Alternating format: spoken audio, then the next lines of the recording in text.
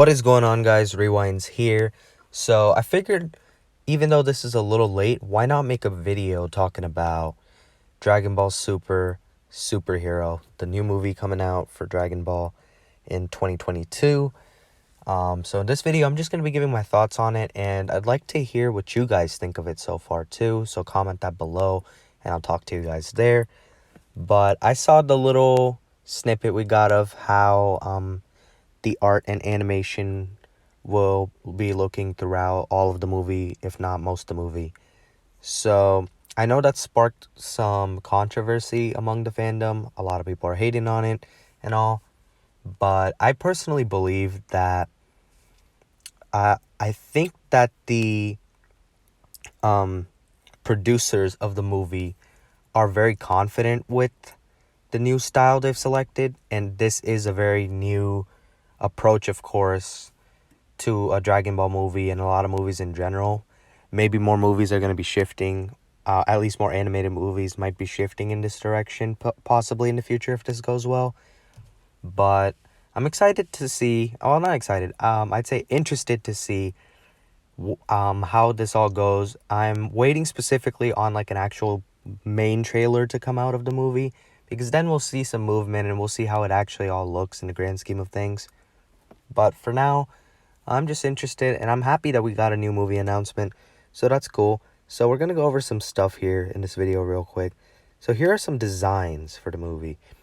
So we see Piccolo here actually ready in battle gear. He doesn't have his weighted clothes on here, so this makes me think that Piccolo is going to be fighting in the movie, which I'm really happy about, because if you're someone that follows the Dragon Ball Super manga, you know that sometimes we get like these side characters involved, but in the most recent arc, the Granola arc, we haven't been really getting anybody aside from Goku and Vegeta and Granola, of course.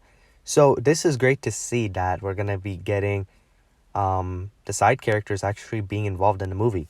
If these are, the designs that are coming out at the beginning, that's great news. That shows that these characters are going to be the ones that are going to be featured at least a decent bit in the movie. So I think this is great news, especially if you're a Piccolo fan. I do like Piccolo a lot, as well as a lot of the other characters. I do understand, though, now with the power gap, that not everyone can be as involved as they used to be, but it makes me happy to see them bring back older characters every now and then. So we got Piccolo over here. Another shot of Piccolo. This is with his weighted clothing. But as you can see, of course, he took it off, so that means he is probably going to be involved in at least one action scene at the least. And then we got Pan over here. This is very exciting because this kind of tells us a little about the timeline. So this looks like Pan is kind of like the age of someone that would be going to kindergarten, maybe at least preschool, right? So a few years down the line from where the Dragon Ball Super anime ended, and maybe a few years down the line from where the manga is at right now with Moro and Granola. So this is great news. I don't know if this is going to be the end of Dragon Ball Z, but it could be really close. I feel like it could be right on the edge of that at the worst. I also do think that it could be towards the end of Z, maybe even beyond it, but I got a feeling that they won't go beyond the end of Z in this movie, because I feel like if it happens, they're saving it for the manga first before anything else. Unless the manga plans on getting there after the end of the Granola arc, before this movie drops. That would be interesting to see. But I am glad we're getting a time skip. A lot of people have been excited to see Goten and Trunks look older, and that includes me. So I really hope that we don't see them looking like the height of Pan. That would be crazy. So I really hope that we see them as teenagers, as they should be. And then right here we got Cop Krillin.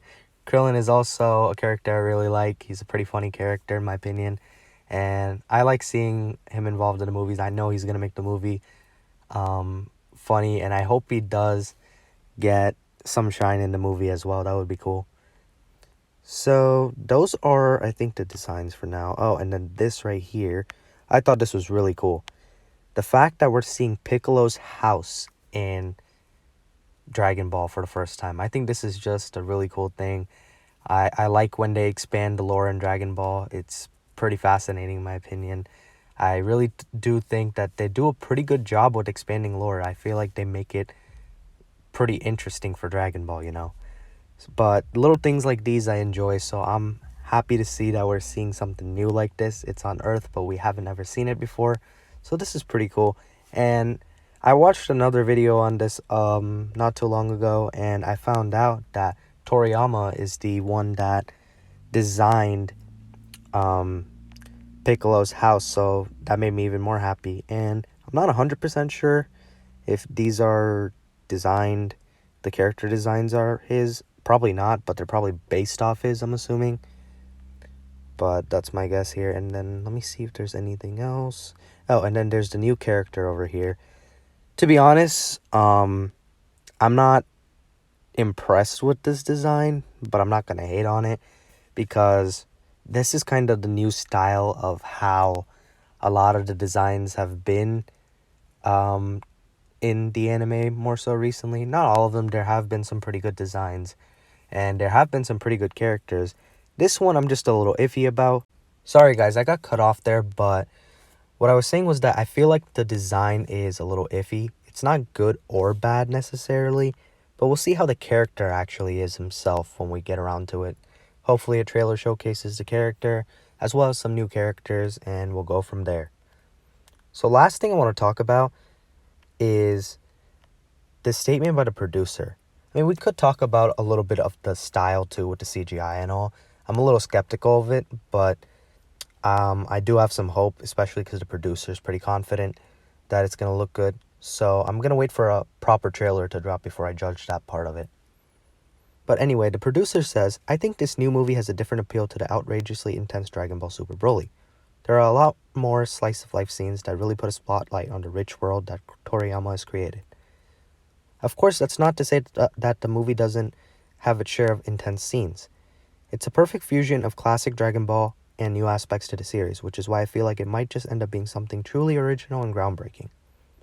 I really think that we're going to be able to please all the fans out there, as well as Toriyama with this movie. Presenting Toriyama's incredible stories and designs in the coolest way possible has always been our mission. I hope you all do us the kindness of waiting patiently and excitedly a little longer. So I'm actually personally really happy about this because as much as I love the intense movies, and I would have been fine if this was like a Dragon Ball Super Broly type of movie, I do enjoy my slice of life Dragon Ball scenes too because I think they're done very well. I do think, for example, in Dragon Ball Super when the anime was on air, I remember a lot of people would really enjoy the slice of life scenes, including me. And obviously, it's Dragon Ball, so we obviously love our great fights too. But I think it's nice to have a balance because that's classic Dragon Ball. And it'll be interesting to see what the plot of this movie is. I am very excited that we're just getting a Dragon Ball movie in general. Like I said, though, I'm a little skeptical of the style of the movie, of how it'll be produced, but we'll see how that is when the time comes. But as for now, I'm glad to hear that there's going to be slice of life, so we're going to probably be seeing a whole lot of characters involved that we didn't see in Dragon Ball Super Broly, as well as our favorites that are usually involved in most of the movies anyway. So I think this is going to be a nicely balanced movie. I don't know if it's going to be as good as Dragon Ball Super Broly, but we can't really judge that yet until the plot comes out or a trailer comes out. But that's my thoughts on it for now, guys. Let me know what you guys think of the Dragon Ball superhero movie coming out in, it's a tongue twister. But let me know what you guys think of that in the comments below. I'll interact with you guys there about it. But I'm excited for it overall. But yeah, that's that. Hope you guys enjoyed the video. Leave a like if you did. Subscribe to my channel if you're new, especially if you're a Dragon Ball fan. I'm always trying my best to cover it as much as I can, as well as Boruto and Naruto content as well. But hope you guys have a good day or night. I'm Rewinds, and I'm out.